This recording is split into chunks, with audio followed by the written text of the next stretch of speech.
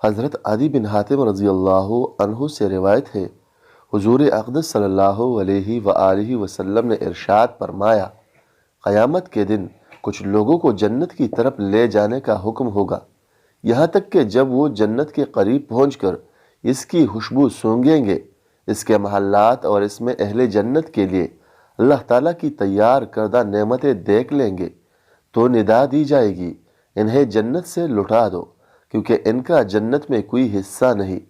یہ ندا سن کر وہ ایسی حسرت کے ساتھ لوٹیں گے کہ اس جیسی حسرت کے ساتھ ان سے پہلے لوگ نہ لوٹے ہوں گے۔ پھر وہ عرض کریں گے، یا رب عز و جل، اگر تو اپنا ثواب اور اپنے اولیاء کے لیے تیار کردہ نعمتیں دکھانے سے پہلے ہی ہمیں جہنم میں داخل کر دیتا تو یہ ہم پر زیادہ آسان ہوتا۔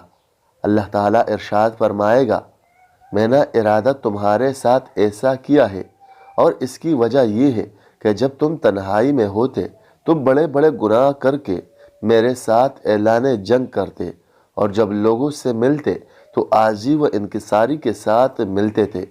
تم لوگوں کو اپنی وہ حالت دکھاتے تھے جو تمہارے دلوں میں میرے لیے نہیں ہوتی تھی۔ تم لوگوں سے ڈرتے اور مجھ سے نہیں ڈرتے تھے۔ تم لوگوں کی عزت کرتے اور میری عزت نہ کرتے تھے۔ تم لوگوں کی وجہ سے برا کام کرنا چھوڑ دیتے لیکن میری وجہ سے برائی نہ چھوڑتے تھے۔